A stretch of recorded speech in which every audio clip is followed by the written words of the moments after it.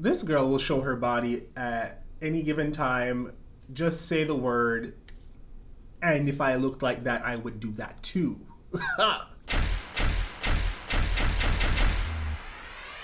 It's a new day in the workroom, and I'm always happy on a Thursday because it's time for All-Star 6.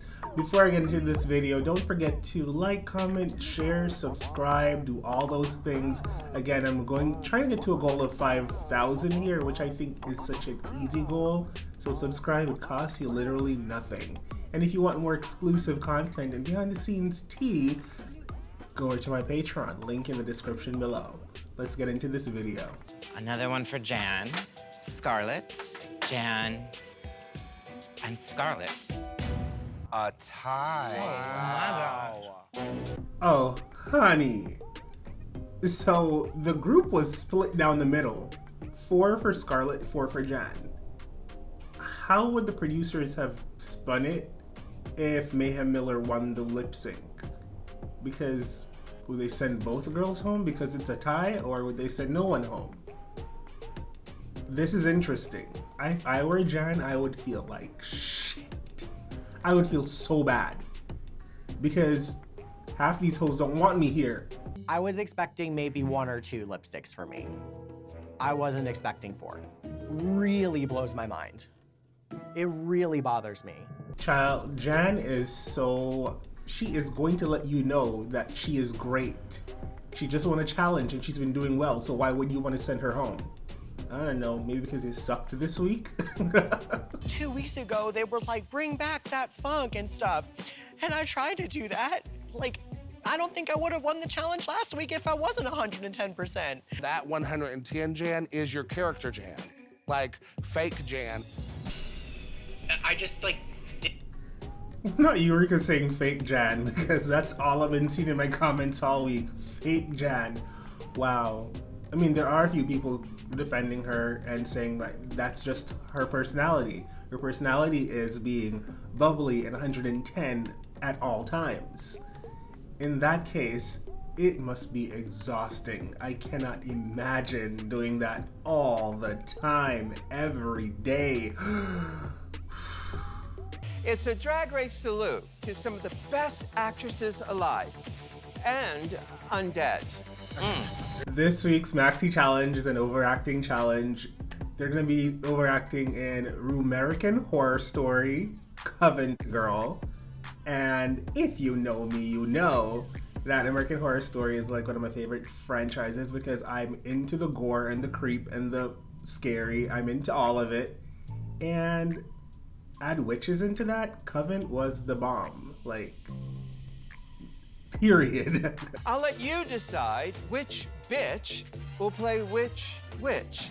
I love the fact that RuPaul is having them choose the roles they want because a lot of times multiple girls want the same role. And I'm kind of looking for, season 13 tease where someone has to get up and audition for the role in front of the room. Like, I like that. Are you up for the task, Al? Bitch, I didn't come here tonight. I mean, I just feel like it's my accent, it's my temperament. Rock, paper, scissors, shoot. Paper covers rock. Yeah. Okay, we had another showdown. Ginger MINJ lost again in the rock, paper, scissors battle. Like, stop picking rock, Ginger. Damn, you're so predictable. I feel like a lot of the girls are choosing a lot of the characters that were built for them. And I don't think that's the smartest thing because sometimes you can get too comfortable and it might not turn out the way you hope it will turn out. I would have personally went for a character that's far or departed from who I am personally or far departed from my drag persona. So if Ginger feels like the Jessica Lange's character is in her voice, I'd have just gone for something completely opposite of it.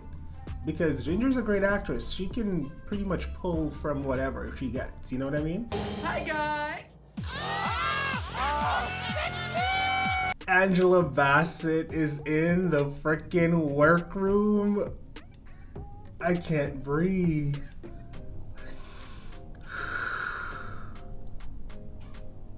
I wish I were there. Hi, Angela. What is the craziest thing Ryan Murphy has ever asked you to do? Well, I threw the script on the floor and walked away during Freak Show when I read the first script and it was described to me that I would have 3 titties and a ding-a-ling. I learned something new. Did not know that Angela Bassett threw the script down and walked away from that role initially. I love Inside Tea. Was that not a 15? No. I'm gonna come show you what I need. Yeah. Because I know you can do it. Watching the behind the scenes of them like doing the thing, this acting challenge, I'm excited to see the finished product. However, there are a few struggle buses in the group. For some reason, Raja chose a creative direction that made her voice sound like that weird teacher from Very Odd Parents, and she could not shake it, even though Ross and Michelle were like, "Can you not do that?" So that's going to be interesting to see how it turns out. Jan, she got the part that was made for her, so for them it was perfection. Ginger knocked it out of the park, as I thought she would. Any challenge she get, well, not any challenge, but if it's an acting challenge, I feel like any role she'll be able to do it justice, you know what I mean? For some reason they wanted Eureka to do I don't know, to shrink herself? I don't know what that was about. It was weird. I found it to be perfectly fine. KYLIE Sonique Love. I'm so scared for you. I feel like KYLIE Sonique Love is in danger today. Yeah. And baby, Akaria. I notice in most of the acting challenges, Akaria she's in her head a lot, so what she wants to give and what she has in her mind that she's giving is not really what's coming across to us. And I can kind of foresee the bottom too. But hey, there's always a runway.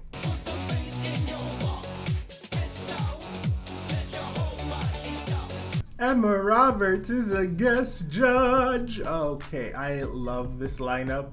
We got Angela Bassett in the workroom, virtually. We got Emma Roberts on the freaking judges panel.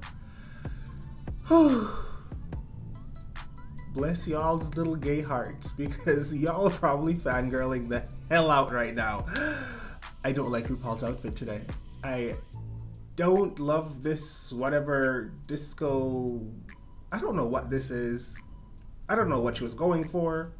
I mean, I can kind of tell, but it's just not good. But I love that she's showing skin. That's about it. I love to see RuPaul's legs, but this headband, chop. The dress, a chop. Even the hair and makeup today, I'm not even excited about. Wow. That's interesting. I feel like no one talks about Ross's weight loss journey. Ross looks amazing. You go, Ross. I see you. Tonight on the runway, category is, oh my God. I love a black motif. I think this is a really great interpretation of this runway. Ginger is like, this is what, it's good for her. It's good for her. It's up her alley. The hair works. It's very theater, as she said. This is the only runway when it's acceptable to wear that type of boot. And it works. I love the voodoo doll touch to it. I'm here for it. Like, she looks good. I don't say that every week, but for this runway, it makes sense. I think this is a perfectly fine look, but for like a gothic number, I wouldn't have gone this route. It's very Victorian and like Lady of the Whorehouse that just likes to wear black, not really gothic for me. So while it's well made, it looks good, I feel like there's a little bit of a disconnect, and it's a no for me. Sorry, Eureka. Love you though. Tulle on top of feathers on top of sequin. Bitch. The train. The hat. Like, it is a black cloud of just enchantment, beauty. If you're not a TKB stan, you're trash. Trinity looks amazing. I tell you this, when Raja D. O'Hara puts on a pant, it's over. Like, face, hair. Ugh. Everything. So good. So good. They sent her home last time in a freaking pant, and she's coming back this time to say, that's all I'm gonna give you, and you're gonna love it. And I'm dying for it. Killing them. I'm living for it. Okay, so far, everyone's kind of killing this runway. KYLIE, I don't know how, this headpiece, masterful. This outfit, freaking spectacular. The body, like, get out of here. Like, get out of here. Amazing. Crazy. Cool, wild, fun. I love it. I love it. I find Jan's hair and makeup to be so freaking spectacular this week. I love even the top part of the outfit. I feel like because the bottom part is sheer and I can see the panty and all of that, it takes away from the illusion for me, and it takes away from the grandness of it for me, because the top half of her is so freaking cool and then the bottom half is so basic. I would have loved if it was more dramatic at the bottom, add some different type of fabric, give it more drama, not just a sheer nightgown moment at the bottom. I love from the waist up. That's all I gotta say. This girl will show her body at any given time. Just say the word. And if I looked like that, I would do that too. Ooh, Kylie Sonique Love looks freaking amazing. The body is on 10. I find she looks great. But for the runway, I would have liked something else. How about that? I find the hair to be very young, and it would be like a tween, teen, young adult type of gothic look, you know, which is fine. She can pull it off, but at the same time, I just don't feel like this runway is strong enough compared to what everyone else is giving. I thought Pandora looked pretty good. I mean, it was nothing spectacular, but it hit the nail on the head as far as the freaking assignment was concerned, so It's time for the world premiere of American Horror Story, Covent Girls. Word. Take a look. okay, watching everything, I had way higher expectations. It was long, drawn out, and the Soul Train thing at the end with RuPaul, I could have done without all of it. Hey, honey child. Long story short, I still feel the same way about the tops and the bottoms of the week based off of what I saw them do earlier with Michelle and Ross. Pandora Box. Trinity K. Bonet. Ladies, you are safe. Pandora Box and Trinity K. Bonet are safe, and I feel like it's fair. Pandora did 2 characters, and she did them pretty decently. Trinity was pretty good straight throughout, and the bottom bitches, y'all know yourselves at this point. I've made some decisions. Kylie Sonique Love, congratulations. You are the supreme all-star of the week. In unexpected twists, Kylie Sonique Love wins the challenge when we all were like counting her out because Michelle had to get up and actually physically show her what to do in the challenge. That's amazing. Love that for her. Eureka safe, Jan safe, Ginger safe. So the bottom girls automatically we're left with KYLIE and Raja. Now, Raja ain't going nowhere because she's been consistently good and she's won a challenge. KYLIE has not won a challenge and has been in the bottom at this point 3 times now. So I feel like it's a no-brainer and there's not a lot of deliberation that needs to happen. Unfortunately, I feel like it's very clear and cut and dry as to who needs to sashay away. Like I've been working so hard to even get to a top spot. I feel like I've been scratching and scratching. I want to be here so bad. I know. This is my first time in the bottom, which is crazy to say. I'm still fighting, I'm still kicking. If you save me for next week, I'm just gonna continue to show up. I love how even though KYLIE is has been in the bottom for so many times, she's still fighting, she's still pleading her case, she still wants to be there. I appreciate that about her. And for Raja, even though she is obviously in a better standing than KYLIE, she's still showing vulnerability. She's literally crying when I'm like, girl, you don't need to do all this because they're not sending you home. But again, you never know. And you have to like show them that you want to be there. So this is really interesting.